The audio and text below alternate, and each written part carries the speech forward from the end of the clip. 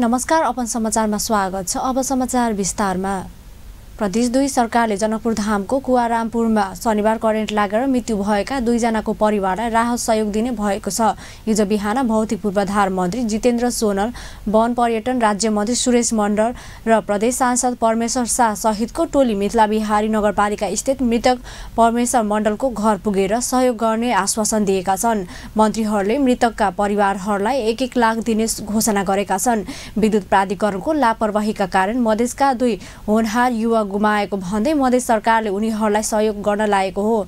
शनिबार विद्युत कार्यालयको लापरवाहीका कारण 2 जनाको मृत्यु भएको भने जना गम्भीर घाइते भएका छन्। जनकपुरधाम उपमहानगरपालिका वडा नम्बर 12 कुवा स्थित धनुषा मिथिला बिहारी नगरपालिका मिथिलेश्वर मवाहीका परमेश्वर मण्डल र सिरहा विष्णुपुर गाउँपालिका वडा नम्बर 4 थलहाका 26 वर्षीय जगन्नाथ शाहको करेन्ट लागेर मृत्यु भएको थियो।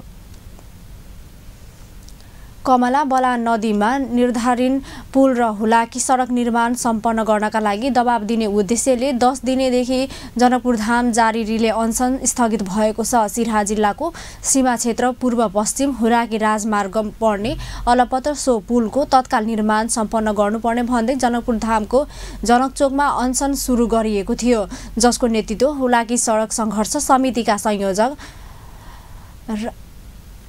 राम रिझन यादवले गरेका थिए। स्थानीय तहका जनप्रतिनिधि प्रदेश सरकार र संघीय सरकारले वास्ता नगरेको आरोप लगाउँदै उनले बिहीबार पत्रकारको हातबाट जुस खाएर अनसन तोडेका छन्। अनसन तोडे लगतै फागुन 15 गतेदेखि सडक सङ्घर्ष गर्ने चेतावनी समेत समितिले दिएको छ।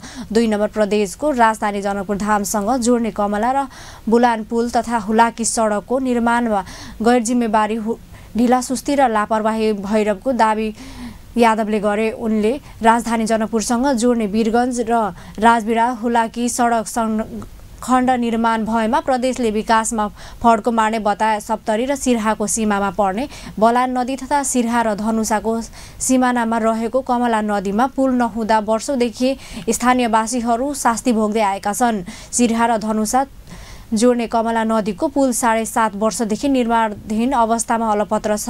पुल नहुँदा वर्षायाममा सिरहाका बासिन्दा भारतको जयनगर हुँदै जनकपुर पुग्नुपर्ने बाध्यता झेल्दै आएको छ। त्यस्तै सिरहा र सप्तरी जोड्ने बलान पुल पनि अलपत्र अवस्थामा छ। सो पुल निर्माणको ठेक्का पनि पप्पू कन्स्ट्रक्सनले पाएको छ। ठेकेदार कम्पनीले निर्धारित पुलमा केही पिलर गाडेर काम अलपत्र अवस्थामा छोडेका छन्। हुलाकी सडक सङ्घर्ष समितिले यी दुवै पुलको निर्माण 6 महिनामै सम्पन्न गर्नका लागि आवाज उठाउँदै आएको छ। विद्युतीय शुल्क नतिरेको कारण विगत 2 महिनादेखि अँध्यारोमा रहिरहेका घरमा पूर्ण बत्ती बलेको छ। धनुषा जिल्लाको हंसपुर नगरपालिकाको वडा नम्बर 3 को कुम्हारटोलमा विद्युत शुल्क नतिरेको भन्दै 2 महिनादेखि अँध्यारोमा रहिरहेका बाँकी बक्यौता बुझाउने प्रतिबद्धता जनाएपछि प्रमुख जिल्ला अधिकारी प्रदीप राज कणेलको पहलमा विद्युत लाइन पुनः जडान गरिएको छ।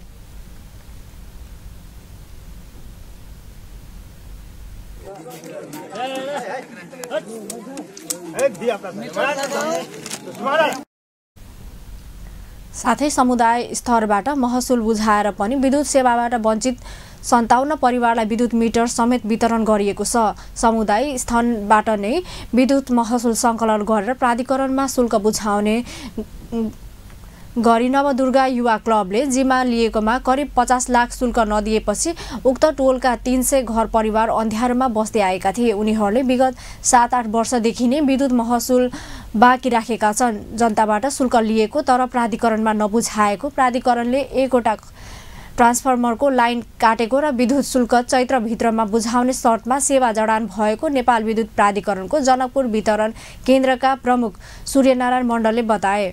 अपने सबके जरूर हम कहली मीटर जब जोड़ल है तो नहीं तो लाइन बढ़ना तो हुकिंगे भेले। हम तो हुकिंग बुझे छी, विद्युत के भाषा में वो हुकिंग भेले। मीटर नहीं है तो हुकिंग भेले। अब ओकरा केना बिल करबे? किछ दिन के लागे एकटा काम चलाऊ नेम होय छै हमरा सबके, जे मान ले जाओ केकरो मीटर बंद भ गेले चाहे केकरो मीटर जरि गेले तो ओकरा सब तो पैसा तो हम लेबे। ओकरा घर में बत्ती तो बढ़त रहे छै, तो बत्ती जब बढ़त रहे छै तो पाई हम कोन हिसाब से लेबे? तो एकटा विद्युत प्राधिकरण एकटा विनियम बना देने छै कि जकरा घर में कथी कथी बढ़े छै आ कतेक दिन बढ़े छै, केहन किस्म के सामान छै, ओहि आधार पर एकटा हिसाब करके हमरा सबके नवदुर्गा युवा क्लबले उक्त क्षेत्रको करिब 4,500 घरधुरीको विद्युत महसुल उठाउँदै आएको छ। 13वटा ट्रान्सफर्मर मार्फत विद्युत प्रवाह हुँदै आएको छ। सेवाग्राही जनता तथा प्राधिकरणका बीचमा आएको तिक्ताको समाधान गर्नका लागि प्रमुख जिल्ला अधिकारी कर्णेल सहरकर्ताको भूमिका निर्वाह गरेका छन्।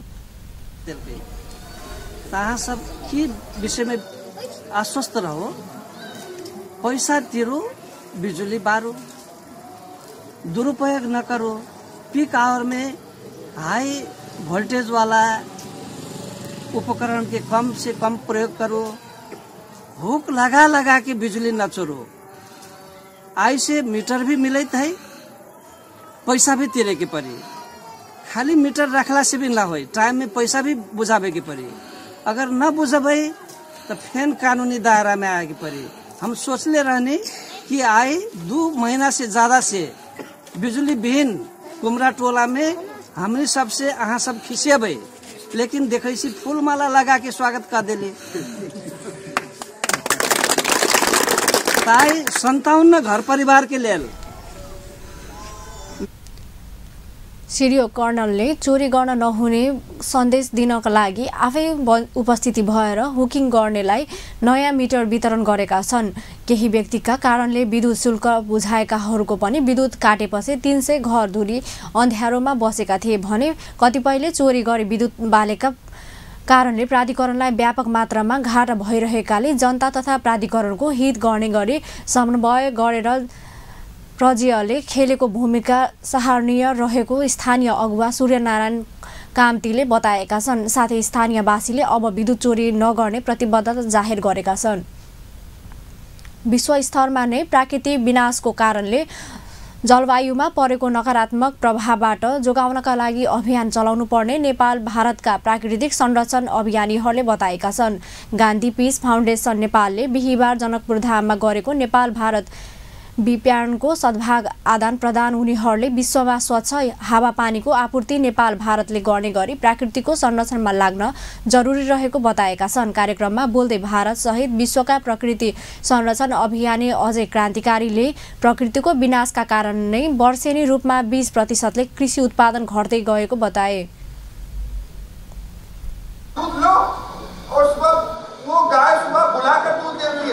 अगर 2 घंटे आपने गाय दूना लेट कर दिया तो गाय चिल्ला के बताती है कि मेरा दूध नहीं लिया आपने। उसका प्रकृति है। लेकिन आज हमारा क्या प्रकृति बन गया है? अभी किसी से 500 रुपया उधार ले ले और बोले कि कल मैं दे दूंगा, तो कल तो कभी आता नहीं, मैंने सुना है। और जब आप फोन लगाएंगे उसको, उसका मोबाइल बोलेगा नॉट रीचेबल। उनले प्रकृतिको संरक्षणको अभियानको लिड नेपाल तथा भारतबाट नै हुनुपर्ने धारणा राखेका छन्। त्यस्तै अर्को अभियानी ज्ञानेन्द्र मौर्यले अहिले प्रकृतिको विनाशको असर विश्वभरि नै परेको बताउँदै यसको संरक्षण नभएको खण्डनमा एक दिन समग्र मानवको अस्तित्व नै सङ्कटमा पर्ने बताए।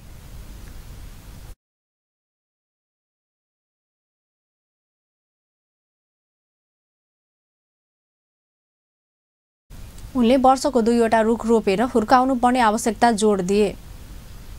अब समाचारमा व्यावसायिक विश्रामपछि समाचारमा स्वागत छ। अब बाँकी समाचार।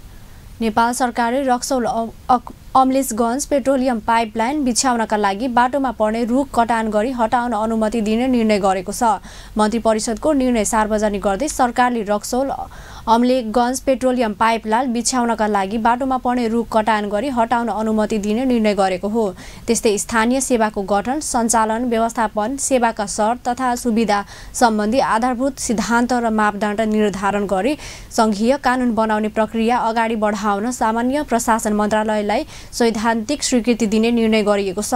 त्यस्तै भाषा आयोगका सदस्य पदमा उषा हमाललाई नियुक्ति गरिएको छ। सरकारले महाअभियोग सम्बन्धी कानूनलाई एकीकरण संशोधन गर्न बनेको विधेयक बनाउन सैद्धान्तिक स्वीकृति दिने निर्णय गरेको छ। त्यस्तै गोर्खाली रबर उद्योग लिमिटेडका कर्मचारीहरूलाई अनिवार्य अवकाश दिने निर्णय गरिएको छ। प्रमुख प्रतिपक्ष दल नेपाली कांग्रेस केन्द्रीय कार्य समिति बैठक सुरु भएको छ। पार्टीका नेताद्वय गिरिजा प्रसाद कोइराला र सुशील कोइरालाको नाममा स्थापना गरिएको अस्पताल खारेज गर्न नदिन तथा वरिष्ठ चिकित्सक गोविन्द केसीसँग गरिएको सहमति अनुसार राष्ट्रिय चिकित्सा शिक्षा विधेयक पारित गराउन संसदमा खेल्ने भूमिकाको विषयमा केन्द्रित भएर कांग्रेस केन्द्रीय कार्य समिति बैठक सुरु भएको हो। पार्टी केन्द्रीय कार्यालय सानेपामा सुरु भएको बैठक 2 अस्पताल खारेज गर्ने सरकारको तयारीका विषयमा र वरिष्ठ चिकित्सक केसीको माग सम्बोधन गराउन पार्टीले संसदमा खेल्ने भूमिकामा केन्द्रित भएर बैठक सुरु भएको पार्टीका प्रवक्ता विश्वप्रकाश शर्माले जानकारी दिनुभयो।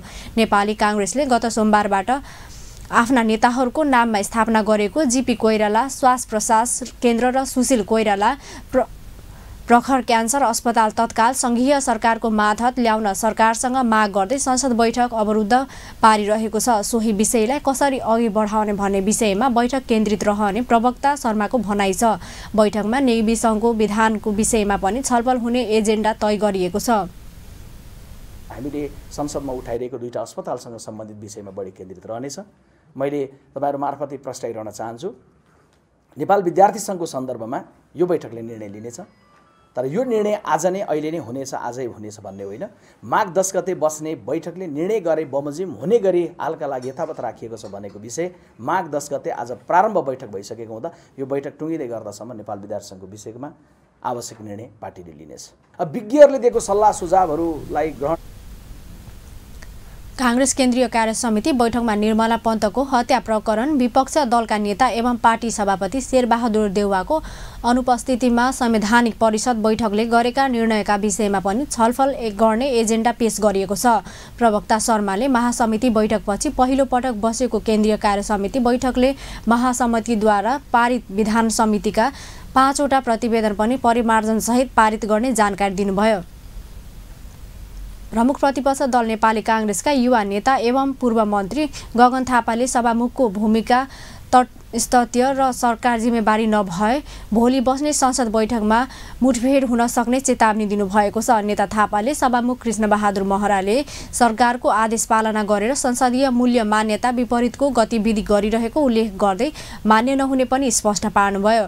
बिहिबार काठमाडौँमा आयोजित कार्यक्रममा उहाँले राष्ट्रिय चिकित्सा शिक्षा विधेयक संसदबाट बुझ्याएर पारित गराउने प्रयास सभामुखबाट भएको उल्लेख गर्दै असन्तुष्टि पनि व्यक्त गर्नुभयो। सभामुख महरा मन्त्रीहरूको इशारामा चल्न गरेको उहाँको आरोप छ। सबै कुराको फरक त्यसले कता लान्छ, त्यसले मुठभेडमा लिएर जान्छ। अनि सरकारलाई होला नि त मुठभेडबाट देशलाई सकेसम्म अलग राखौँ भन्ने कुराको चिन्ता त हामीलाई भन्दा बढी सरकारलाई हुनुपर्ने होला नि। काम त उसले गर्नुपर्ने। हामी त मद्दत गर्न चाहन्छौँ, हामी त सदनबाट सबै कानुन पारित गर्ने अवस्था बनाउन चाहन्छौँ। त्यसले यो मुठभेड निम्त्याउने कुरा सरकारले यो अरू साथीहरूले जे राख्नु भए तापनि सरकारले विवेक पुर्याउँछ, सभामुखले विवेक पुर्याउनुहुन्छ भन्ने कुरा कम्तीमा अहिले आजको बिन्दुसम्म म त्यो कुराको अपेक्षा गर्छु। नेपाल सरकारको विभाग हो अनि अहिलेको हाम्रो सम्मान। नेता थापाले हिजो माघ 11 गते बस्ने प्रतिनिधि सभा बैठकमा सभामुख महराले आफूहरूसँग परामर्श गरेर मात्र राष्ट्रिय चिकित्सा शिक्षा विधेयक अघि बढाउने विश्वास पनि व्यक्त गर्नुभयो। उहाँले गिरिजा प्रसाद कोइराला र सुशील कोइरालाको नाममा स्थापना गरिएको अस्पताल खारेज गर्ने काम नगर्न पनि सरकारलाई पूर्ण दबाब दिनुभयो।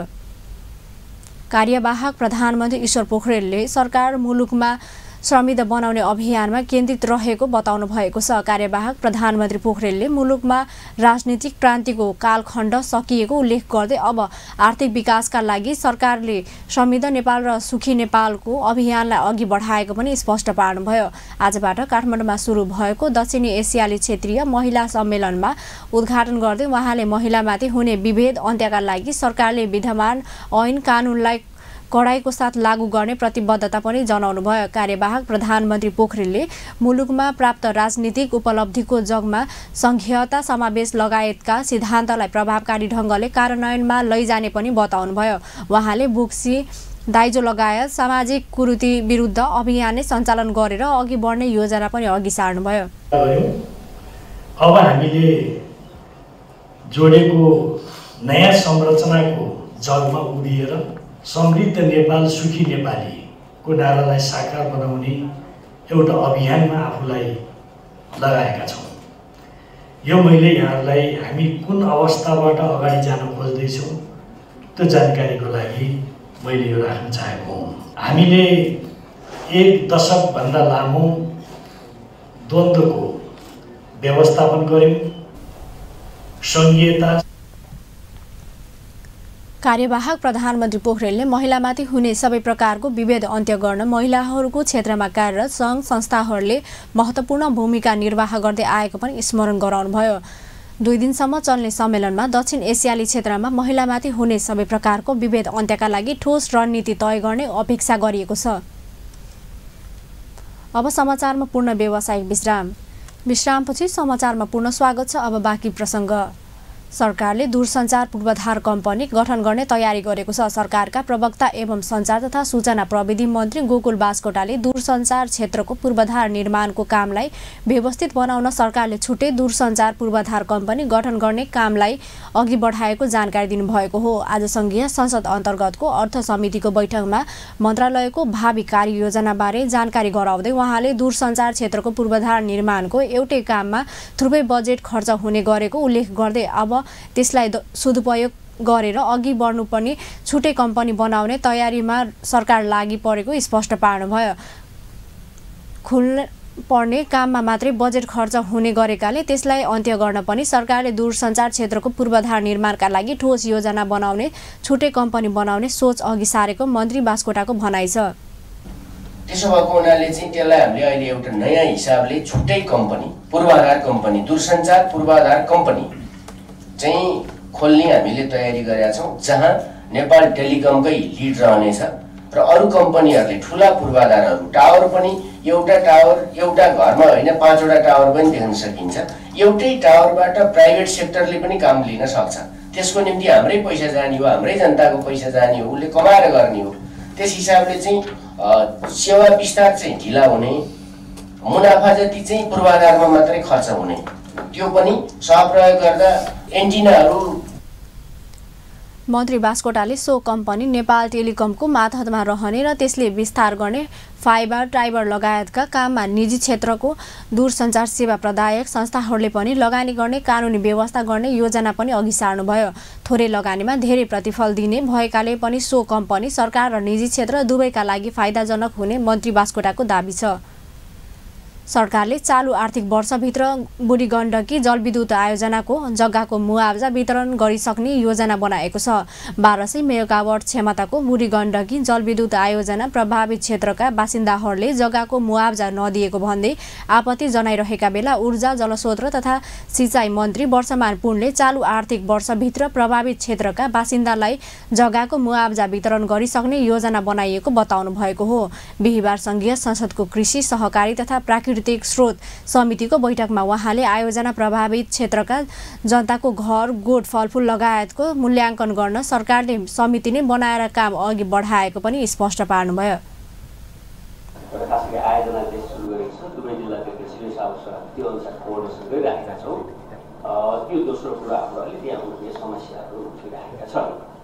अब यति भइसकेपछि तेस्रो चरणमा अब चाहिँ हामी ठ्याक्कै मुआवजा वितरण सकिसकेपछि त्यहाँबाट चाहिँ अब विस्थापित हुनेहरू कहाँ जाने भन्ने इमिडिएट प्रश्न चाहिँ अथवा समस्या त्यो आएको छ, अघि प्रस्तुत पनि भइसकेको छ।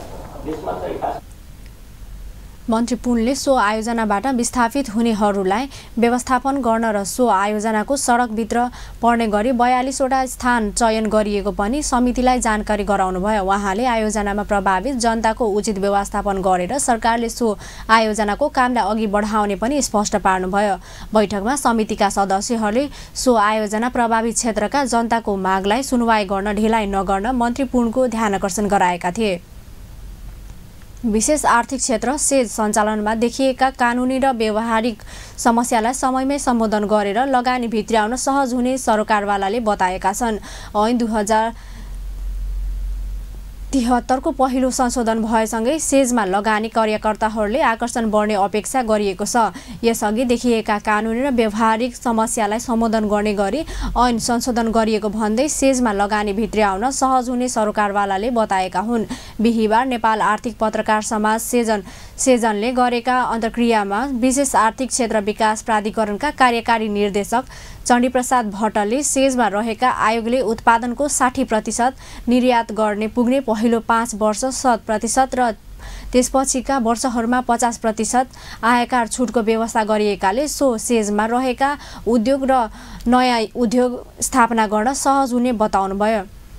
स्थानीय करका छुटका विषयको कुराहरू दिँदै गर्दा त्यो चाहिँ हाम्रो उत्पादनहरू विदेशी बजारमा कम्पिटिटिभ हुन जान्छ र त्यो चाहिँ विदेशी बजारमा जान सक्छ तसर्थ पनि यो सम्भाव्य छ भनेर मैले राख्न चाहेँ। दुई छिमेकी राष्ट्रहरू धेरै ठुला छिमेकी राष्ट्रहरू छन्। एक चाहिँ बजार अत्यन्त ठुलो छ र एक देशले अर्को देशमा निर्यात गर्नुपर्ने वस्तुहरू कमसेकम हामीले चाहिँ नेपालमा त्यस्ता कम्पनीहरूलाई ल्याएर अर्को देशमा निर्यात गर्न सक्यो भने यी बजार लिन सक्ने सम्भावनाहरू देखिन्छन्। कृषिमा आधारित उद्योगहरू जुन चाहिँ कच्चा पदार्थ नेपाल। कार्यक्रममा राष्ट्रिय योजना आयोगका पूर्व उपाध्यक्ष डाक्टर शङ्कर शर्माले ऐनको प्रभावकारी कार्यान्वयन गर्न आग्रह गर्नुभयो। उहाँले अन्तर मन्त्रालय र निकाय बीचको समन्वय नभएको भन्दै ध्यान दिनुपर्ने बताउनुभयो। अपग्रेड गर्नु पर्यो, उसको अथोरिटेटिभ एउटा भनौँ न स्ट्याटस नभइकन उसले पनि केही गर्न सक्दैन। मिनिस्ट्री अफ इन्डस्ट्री यसको कोअर्डिनेटर हो, उसले स्ट्रेस गर्न सक्नु पर्यो, उसले चाहिँ कोअर्डिनेट गर्न सक्नु पर्यो। धेरै कुराहरू छ होइन। अब प्राइभेट सेक्टरसँग पनि उसले कोअर्डिनेट गर्नु पर्यो। अर्थ मन्त्रालयमा गएर भन्न सक्नु पर्यो कि यो पहिल्यै अर्थ मन्त्रालयले दिएको स्वीकृति किन लागू भएन भनेर। त्यसैले मिनिस्ट्री अफ इन्डस्ट्री स्ट्रङ हुनु पर्यो, सेजाको अपग्रेड हुनु पर्यो र त्यसको लगायत धेरै कोअर्डिनेसनको समस्या छ, कोअर्डिनेसनको इस्यु हेर्नु पर्यो। 5.6% सरकारले विशेष आर्थिक क्षेत्र सेज ऐन 2063 को पहिलो संशोधन विधेयक संसदमा दर्ता गरिसकेको छ। साथै सरकारले सातै प्रदेशमा सेज स्थापनाको काम पनि अघि बढाएको छ। नेपालको पहिलो विशेष आर्थिक क्षेत्र सेज भैरवमा भने आगामीदेखि औद्योगिक उत्पादन हुने सुरु भएको छ। हस् त अपन न्युज अहिलेलाई यति नै। पल पल खबर तेज नजर हेर्दै रहनुहोला अपन टेलिभिजन। नमस्कार।